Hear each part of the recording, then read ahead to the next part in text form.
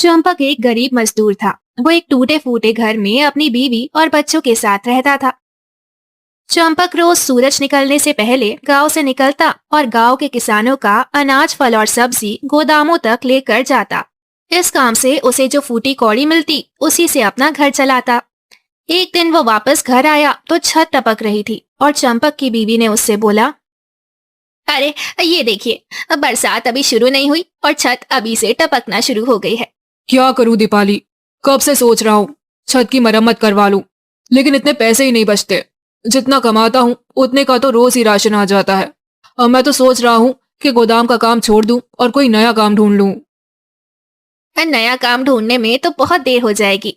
हमें अपने घर की छत जल्दी ही ठीक करवानी होगी, वरना बहुत नुकसान हो जाएगा। रोशनी बता रही थी कि इस मौसम में बहुत तूफानी बारिश होती है। अगर ऐसे ही बरसात शुरू हो गई तो हम इस टूटी फूटी छत में बीमार हो जाएंगे। कहे तो तुम ठीक ही रही हो। अच्छा, मैं जमींदार के पास जाता हूँ। पिछले हफ्ते उसकी सब्जी मंडी ले गया था। हो सकता है आप वो मेरी कोई मदद कर दे। ये कहकर चंपक जमींदार के घर चला जाता है। क्या हाल है जमींदार साहब, क्या मैं अंदर आ जाऊं? अरे चंपक, हाँ हाँ, कोई नहीं, आ जाओ। अब बताओ कैसे आना हुआ। जमींदार जी, एक मुश्किल आन पड़ी है। इसके लिए कुछ मदद चाहिए थी आपकी। बरसात अभी शुरू नहीं हुई है और घर की छत टपक रही है। सहन की दीवार तो टूटने ही वाली है। अगर फौरन से मरम्मत ना करवाया तो बहुत नुकसान हो जाएगा। पिछली दफा भी सैलाबी रैली की वजह से मेरी बकरियां बह गई थी। अगर वो होती तो उन्हें बेचकर मरम्मत करवा लेता। और इस दफा मजदूरी भी इतनी कम मिली है कि अब तो पैसे भी खत्म हो गए हैं। आप मुझे कुछ पैसे दे देंगे तो मैं आपको किश्तों में लौटा दूंगा। चंपक, मुझे तुम्हारे घर के हालात सुन के बहुत अफसोस हो रहा है।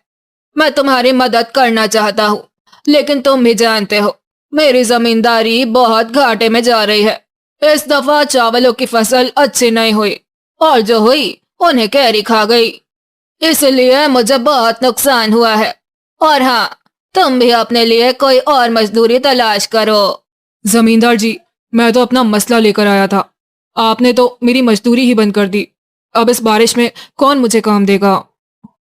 और मैं तुम्हारी तकलीफ समझ सकता हूँ, लेकिन अब मुझे भी अपने लिए काम ढूंढना होगा। अब फसल तो हुई नहीं है, अब मुझे भी कोई नया काम शुरू करना पड़ेगा, वरना घर कैसे चलेगा। रास्ते में कुछ मजदूर उसे काम करते हुए नजर आते हैं। खेतों का मालिक उन्हें काम करते हुए देख रहा होता है। और शाबाश, वो इधर से भी खुदाई करो।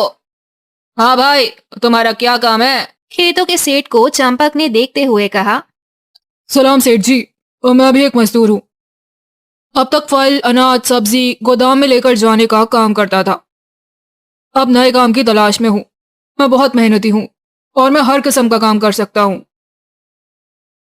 और मेहनत से तो हर कोई काम करता है, और लेकिन खेतों का काम बहुत मुश्किल होता है। और खुदाई करना, हल चलाना, खाद डालना, फसल बोना और काटना कुछ भी आसान नहीं है। सभी काम मेहनत मांगते हैं। जी बिल्कुल, ऐसा ही है। लेकिन इनमें से कोई काम आपके पास है? और काम तो बहुत है, और लेकिन मेरे पास पहले से ही बहुत मजदूर हैं। तुम ऐसा करो, जब अनाज तैयार हो जाए तब अनाज को गोदाम तक पहुंचाने के लिए आ जाना। और वैसे भी तुम ये काम पहले भी कर चुके हो। लेकिन सेठ जी, अभी तो अनाज के पकने में काफी दिन बाकी है और मुझे तो काम की अभी जरूरत है। और लेकिन अभी तो कोई काम नहीं है तुम्हारे लिए, और तुम कटाई के वक्त आना। ये कहकर खेतों का मालिक चल पड़ता है और चंपक लाल काम की तलाश में कहीं और निकल पड़ता है। फिर चंपक लाल को गांव में अपनी उस्तानी का घर नजर आता है। वो सोचता है कि मैडम जी रोज स्कूल पढ़ाने जाती हैं। इनको जरूर काम वाले की तलाश होगी जो बर्तन कपड़े धो दे। मैं उनके घर जाकर पूछ लेता हूँ। सलाम मैडम जी, मैं चंपक हूँ। हाँ जी चंपक, क्या काम है? मैडम जी, क्या आपको कोई घर में काम करने वाला चाहिए?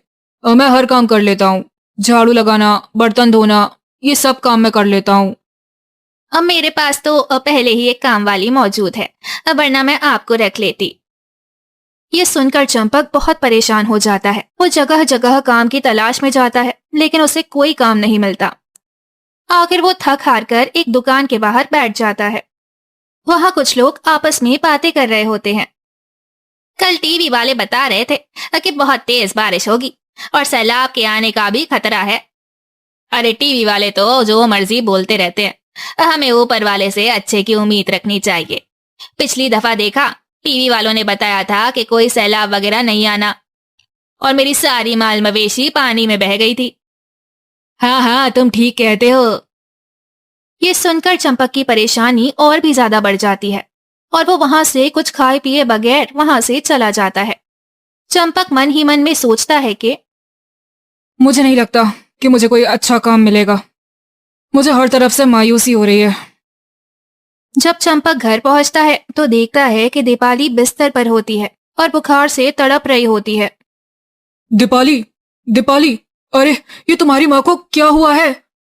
अम्मी को शायद बुखार हो गया है और बहुत ज्यादा सर्दी भी लग रही है। अरे ये तो बेहोश है। मैं इसके लिए दवाई का बंदोबस्त करता, लेकिन मेरे पास तो पैसे ही नहीं है। मुझे सुरेश से पैसे उधार मांगने चाहिए। ये कहकर चंपक सुरेश की तरफ निकल पड़ता है। अरे चंपक मियाँ, खैर है, और इस वक्त यहाँ कैसे आना हुआ? क्या बताऊं सुरेश, और दीपाली बुखार से तड़प रही है और मेरे पास दवा लाने के लिए पैसे भी नहीं है।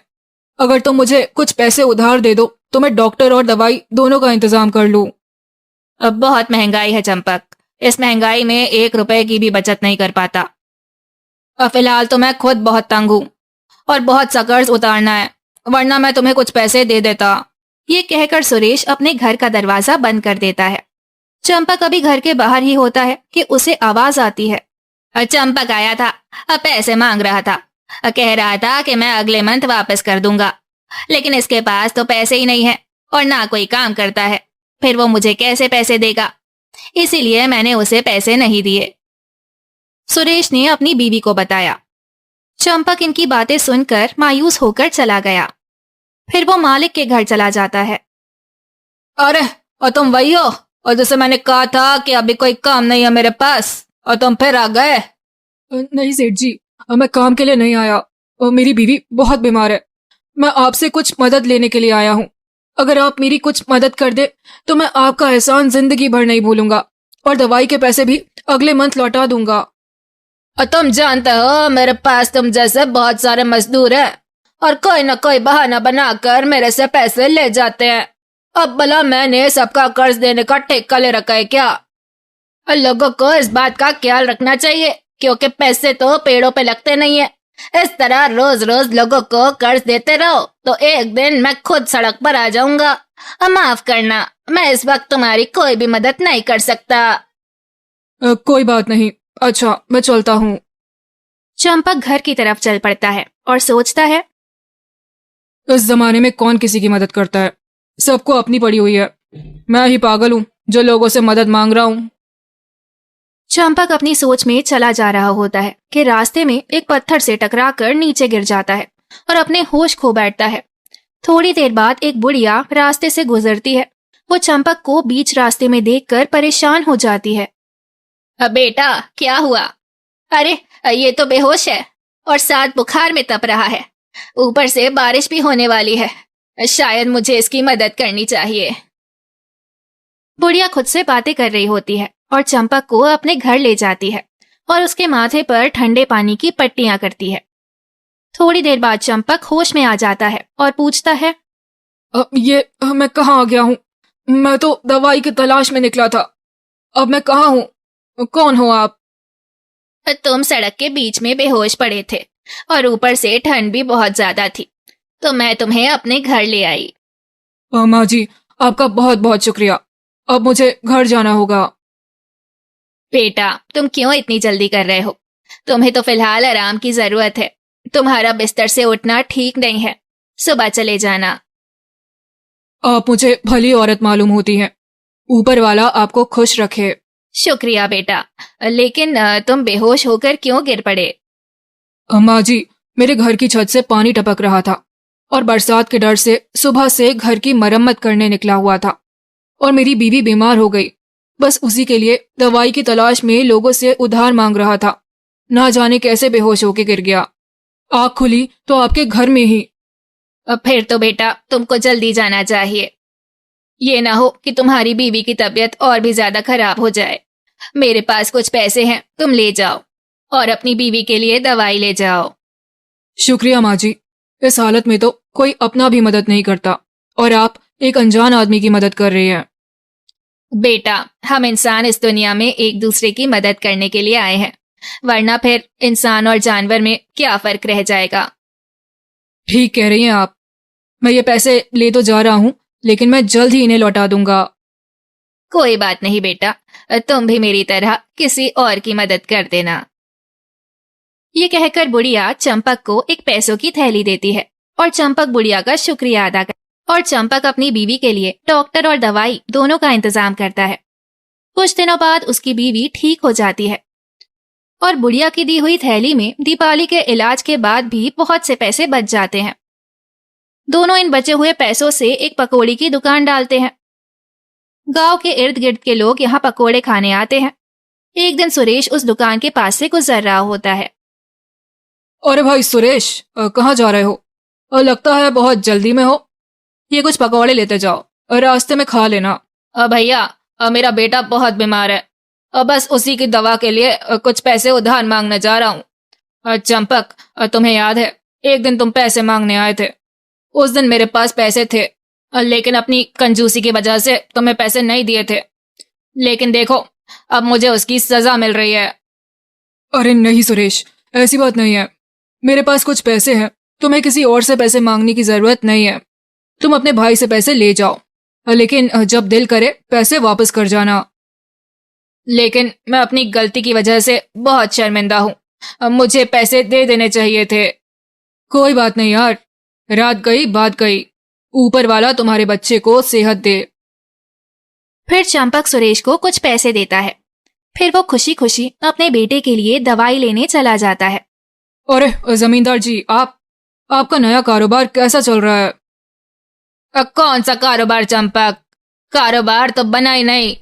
जमीन जिसको बेची वो ठग निकला। वो तो पैसे और जमीन के कागजात लेकर भाग गया। और शायद तुम गरीब की बद्दुआ लग गई मुझे। और अगर उस दिन मैं तुम्हारी मदद कर देता तो मेरी आज ये हालत ना होती। और नहीं साहब जी, और मैंने ऐसी कोई बद्दुआ नहीं दी। रोजी रोटी में उतार चढ़ाव तो आता रहता है। और मेरे पास तो अब पैसे रहे नहीं। अगर तुम्हें किसी दुकान का पता चले जिसे मुलाजिम की जरूरत हो तो मुझे जरूर बताना। और जमींदार जी, और मेरा कारोबार बहुत अच्छा जा रहा है। मैं कुछ दिनों तक एक और दुकान खोलने जा रहा हूँ। आप वहाँ मुलाजमात कर सकते हैं। अब बहुत शुक्रिया चंपक, तुम एक नेक दिल इंसान जाहिर होते हो। ये कहकर जमींदार पकोड़े खाने के बाद चला जाता है। चंपक और उसकी बीवी शाम को दुकान बंद करके अपने घर की ओर निकल पड़ते हैं। रास्ते में उसकी बीवी चंपक से पूछती है, चंपक, अब बहुत दिन हो गए, अब तो हमारा कारोबार भी अच्छा जा रहा है। तुम्हें उस नेक बुढ़िया के घर जाना चाहिए और उनके पैसे उन्हें वापस कर देने चाहिए। हाँ दीपाली, तुम ठीक कहती हो। मैं सुबह ही जाऊंगा और उनके पैसे वापस करके आऊंगा। साथ में दोबारा शुक्रिया भी अदा करूंगा। सुबह होते ही चंपक उस बुढ़िया के घर की तरफ चल पड़ता है। हाँ जी, आप कौन? सलाम, मैं चंपक।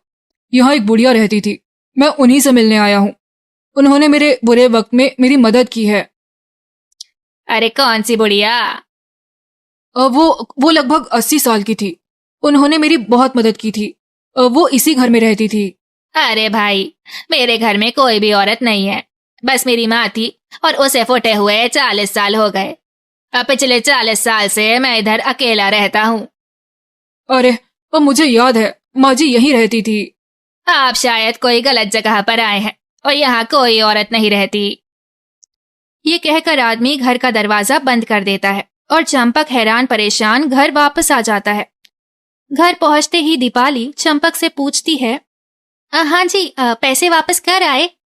दीपाली, बहुत अजीब वाकया पेश आया। मैं बुढ़िया के घर गया, लेकिन वहां बुढ़िया नहीं थी। वहां बस एक आदमी था और उसने मुझे बताया कि इधर कोई औरत नहीं रहती और वो अकेला रहता है। शायद आप गलत जगह पर चले गए होंगे।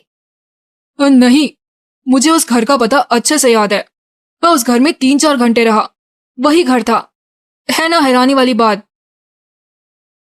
बात तो हैरानी वाली है, लेकिन क्या पता ऊपर वाले ने हमारी बुरे वक्त में मदद करनी चाहिए होगी। वो बुढ़िया मेरे लिए फरिश्ता बनकर आई। मैं उससे एक बार मिलना चाहता हूँ और उसके पैसे वापस लौटाना चाहता हूँ। आपको याद है कि बुढ़िया ने क्या कहा था? आप भी किसी गरीब की मदद कर दिया करना। अब हम उसे ढूंढ तो नहीं पाए, लेकिन मेरा ख्याल है हमें वो पैसे दूसरों की मदद के लिए खर्च करने चाहिए। हाँ, ये बात तुमने सही कही।